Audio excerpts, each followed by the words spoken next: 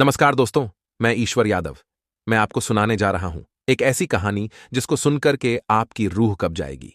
ये कहानी है देहरादून, बस स्टैंड की पूरे देश में देवभूमि के नाम से जाने जाने वाले राज्य उत्तराखंड की राजधानी देहरादून की क घटना है।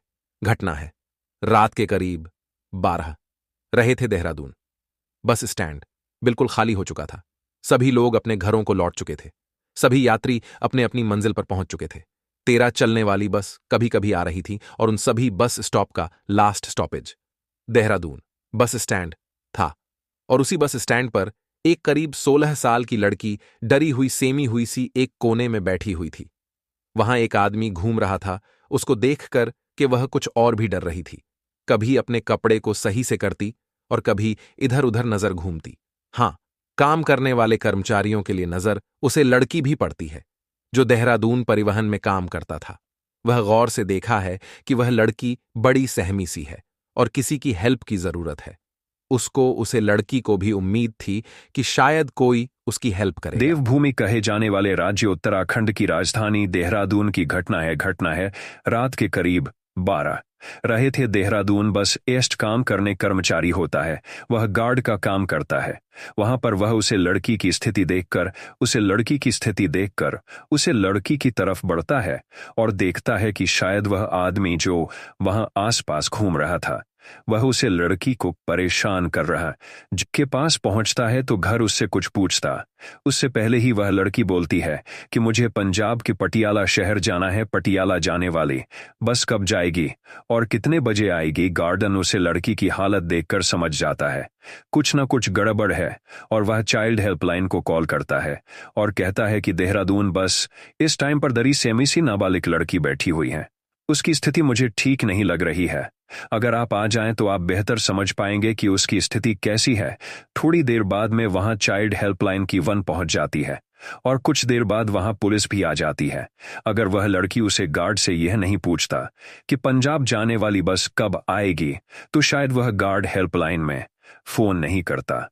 पुलिस वाले गार्डन से पूछते हैं कि आपने कॉल किया था, तभी गार्ड बताता है कि वह लड़की वहां बैठी हुई है, वह डरी हुई है, शायद उसके साथ कुछ गलत हुआ है।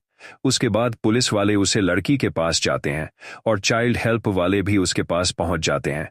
वह अचानक इतने लोगों को देखकर और भी घबरा जाती है और जो बैग होता है उसके पास उसके लिपट करके कांपने लगती है। पुलिस वाले को देखते ही समझ जाते हैं हो ना हो इस लड़की के साथ कुछ गलत हुआ है और जहां इतने सारे आदमी जो घूम रहे हैं लड़के के आसपास, उन्हें किसी ने इसके साथ कोई गलत हरकत की है। उसके बाद जेंट्स पुलिस वाले पीछे चले जाते हैं और एक लेडीज महिला कांस्टेबल उसके पास रुकती है, उसे लड़की से बात करने की कोशिश करती है और पूछती है कि बेटी, तुम यहां अकेली क्या कर रही हो? तुम कहां से आई हो और तुम्हारे साथ कोई और भी है या नहीं? वह लड़की घबराई हुई थी। वह हर सवाल का जवाब नहीं देती है और किसी सवाल का जवाब देती है।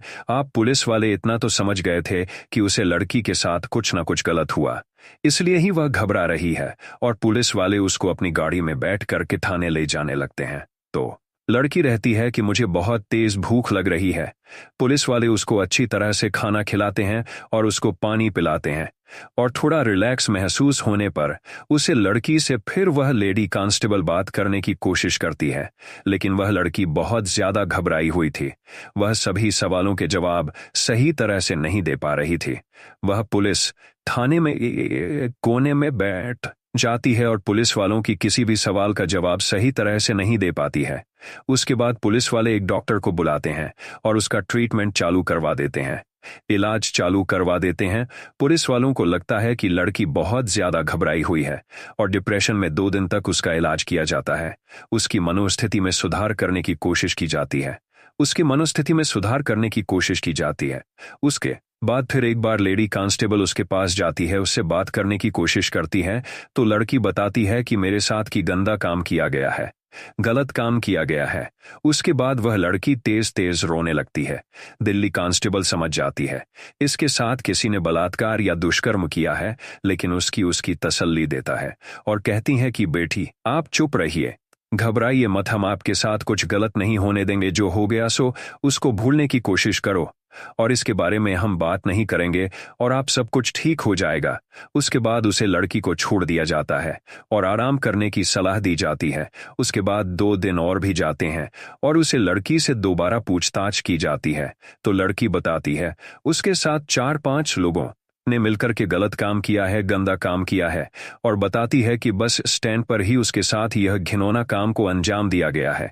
अब पुलिस वाले समझ जाते हैं कि उसे लड़की के साथ गैंग रेप किया गया है और वह भी बस स्टैंड पर पुलिस सारे माधुरी को समझ जाती है।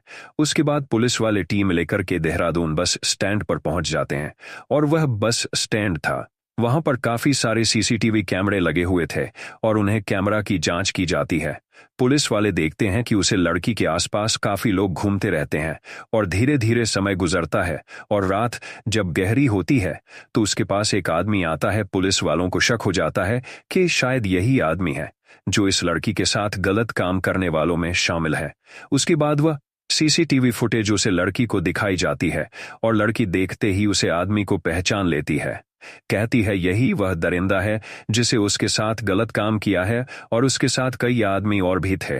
उसके बाद पुलिस उसे आदमी की एक फोटो निकलवाती है और बस स्टैंड पर जाकर के पूछताछ करती है तो कई लोग उसे आदमी को पहचानते हैं और वह कहते हैं कि हम अच्छी तरह से इसको जानते हैं, यही काम करने वाला आदमी है। उसके बाद पुलिस उसके घर का एड्रेस लेकर उसको अरेस्ट कर लेती है और उसे आदमी से पूछताछ करती है। पुलिस वाले कहते हैं कि आप तुम पूरी बात बताओ कि तुमने इस लड़की के साथ किस तरह से उसे लड़की के साथ गलत काम किया। पहले तो पुलिस को गुमराह करने की कोशिश करता है लेकिन पुलिस अपनी शक्ति पर आती है और उसे फिर पूछताछ करती है। उसके बाद वह कुछ ऐसी कहानी बताता है जिसको सुनकर के हर इंसान का खून खौल जाएगा और सुनकर सब स्तंभ रह जाएगा कि आखिर और वह पुलिस को बताता है कि 12 तारीख की रात को उसी दिन एक लड़की कश्मीरी गेट बस अड्डे पर खड़ी रहती है और वह किसी बस का इंतजार करती है। कश्मीरी गेट बस अड्डे पर उसको यह समझ नहीं आता कि कौन सी बस पंजाब के पटियाला जाएगी, क्योंकि वहां हजारों की तादाद में बसें होती है।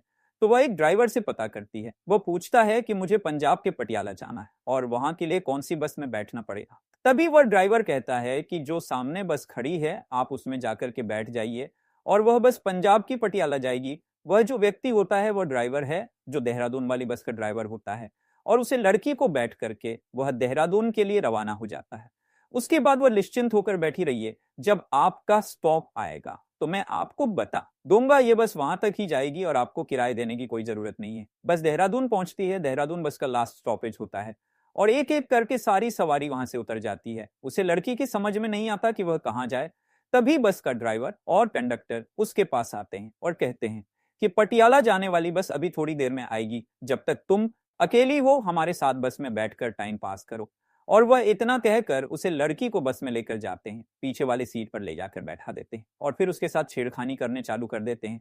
कभी उसी के किसी अंग को छूते हैं, कभी किसी को, और वह लड़की विरोध भी करती है लेकिन उसकी सुनने वाला कोई नहीं होता और उसके सारे कपड़े निकाल करके उसके साथ गलत करते करते हैवानियत को अंजाम देते हैं। वह लड़की चिल्लाती रहती है लेकिन उसकी सुनने वाला कोई नहीं होता। तभी एक और बस वहां आती है जो ऋषिकेश से दिल्ली के बीच में चलने वाली थी। उसे ड्राइवर को उसकी आवाज सुन जाती है और वह भी उसे बस में चला आता है और आकर के देखा है कि उसे लड़की के साथ बस का कंडक्टर और ड्राइवर दोनों गलत काम कर रहे होते हैं। उनको ऐसा देखने के बाद वह कहता है कि जो तुमने किया है वैसा ही मैं भी करना चाहता हूं, अन्यथा यह बात लीक हो जाएगी और सबको पता लग जाएगा। वह कहते हैं कि हमें कोई दिक्कत नहीं, आप जो करना चाहिए इस लड़की के साथ कर सकते हो। इतने में ही उसे बस का कंडक्टर भी वहां आ जाता है और फिर वह दोनों उसे लड़की के साथ गलत काम करते हैं। करीब 2 घंटे उसे लड़की के साथ ऐसा ही चलता रहता है। चारों लोग उसे लड़की के साथ सारी हैवानियत की हदें पार कर देते हैं। उसके बाद जो लड़की को साथ लेकर आया था उसे बस का कंडक्टर कहता है कि मेरे पास टिकट के पैसे हैं, मैं कैश काउंटर पर जमा करवा करके आता हूं। और तीनों लोग उसे लड़की का यौन शोषण या बलात्कार करते रहते हैं। जैसे कंडक्टर केसर के पास पहुंचता है तो केसर कहता है कि तुम्हारी वास्तु 10:30 बजे यहां आ गई थी, तब से अब तक तुम कहां थे और तुम इतना लेट क्यों आए? तो कहता है सर मैं यूं ही लेट हो गया था, मैं किसी काम में फंस गया था, इस वजह से मैं नहीं आ पाया। अब मैं कैसे लेकर आया हूं, आप जमा कर ले। लेकिन कैसे उससे कई तरह के सवाल करता है। जो कैसे और उस सवाल करता है तो उसके सर के सामने टूट जाता है। बता देता है सर मेरी गाड़ी में एक लड़की है जिसको मैं दिल्ली से लेकर आया हूं और उसके साथ हमने इस तरह की काम किया है। अगर आपको भी करना तो आप भी आ सकते हैं। तो कैसे इतना सुनता है तो वह भी उनके साथ खड़ा होकर चल देता है और वह जाकर देखा है तो जो 3 लोग गाड़ी में थे वह उसे लड़की के साथ बलात्कार कर रहे होते हैं। तभी उसको देखते हैं तो वह सभी लोग खड़े हो जाते हैं। वह कहते हैं कि पहले सर को कर लेने दो, हम बाद में कर लेंगे। और फिर वह कल भी उसे लड़की के साथ बलात्कार करता है। लड़की बार बार चिल्लाने की कोशिश करती है तो उसको मारने पीटने और उसको पटियाला ना भेजने की धमकी देते हैं, जिससे वह लड़की डर जाती है और फिर किसी तरह वह पहुंच जो अपनी हैवानियत कर लेते जब तक जाते हैं तो उसे लड़की को वहां से जाने देते हैं और वह लड़की प्लेटफॉर्म नंबर 12 पर जाकर की बस का इंतजार करने लगती है। तभी वहां एक आदमी जो उसे बस का कंडक्टर होता है वो उसके घूमने लगता है। आप उसको ये डर सता रहा था कि ये लड़की किसी को बता ना दे और उनकी सारी पोल ना खुल जाए। तभी उस लड़की पर गार्ड की नजर पड़ जाती है और पुलिस आ जाती है तो वहां से भाग जाता है। उसके बाद पुलिस सीसीटीवी के आधार पर उसे कंडक्टर को गिरफ्तार कर लेती है जो उसे लड़की के आसपास घूमता है। फिर उससे पूछताछ की जाती है तो फिर सभी पांचों का नाम बता देता है। उसके बाद पुलिस एक आदमी जो हरिद्वार का रहने वाला था, उम्र उसकी 32 साल थी, और एक आदमी हरिद्वार के पास का रहने वाला जिसकी उम्र 52 साल थी, देवेंद्र था, और एक उत्तर प्रदेश का रहने वाला नवाब। कुल मिलाकर सभी 5 आरोपियों को पुलिस गिरफ्तार कर लेती है। 18 अगस्त तक पुलिस केल को सॉल्व कर देती है। उसे लड़की से पूछा जाता है कि वह कहां के रहने वाली है तो लड़की बताती है कि मैं पंजाब के पटियाला की रहने वाली।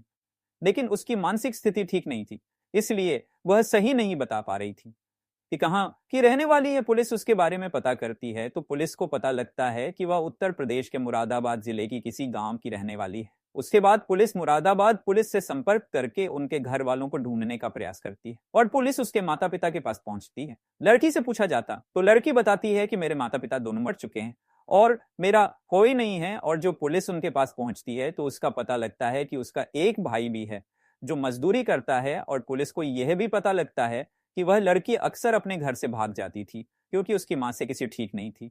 लेकिन हर बार उसके माता पिता और उसका भाई मिलकर उसको ढूंढ लेते थे। लेकिन अब की बार उनको यही पता ही नहीं लगा कि वह कहां से कब निकल गई। अभी उसे लड़की को नारी निकेतन में रखा हुआ है जहां उसका इलाज चल रहा है और उसकी काउंसलिंग भी की जा रही है।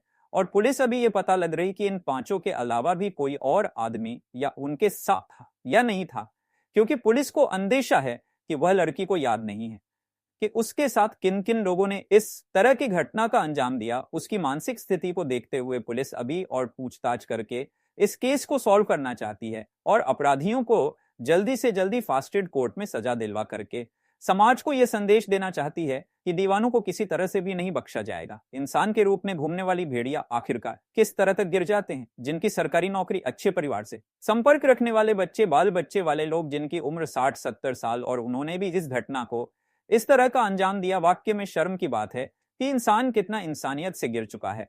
ऐसे लोगों को जल्दी से जल्दी सजा होकर सभी को यह संदेश दिया जाना चाहिए कि इस तरह के करने वालों को किसी भी तरह से बख्शा नहीं जाएगा और उनका हर हाल में, उनके हर हाल अनजान तक पहुंचा दिया जाएगा। आगे इस तरह की घटना को कोई अंजाम न देखा। इसलिए पुलिस इसको फास्ट ट्रैक कोर्ट में जल्दी से जल्दी सजा दिलवाने का काम करना चाहती है। और यह तो भविष्य ही बताया कि आखिर उनका क्या सजा हुई, क्योंकि कोर्ट तय करेगा जिस लड़की के साथ स्क्रीन में काम को अंजाम देने वाले के साथ आखिर क्या करना चाहिए। अगर आपको यह वीडियो अच्छा लगा हो, तो कहानी अच्छी लगी हो और समाज में कुछ संदेश गया हो, तो मेरे वीडियो को लाइक करें, शेयर करें और मेरे चैनल को सब्सक्राइब करें। धन्यवाद। कल मिलते हैं ठीक रात 8 बजे नई कहानी के साथ। जब तक के लिए जय हिंद, जय भारत।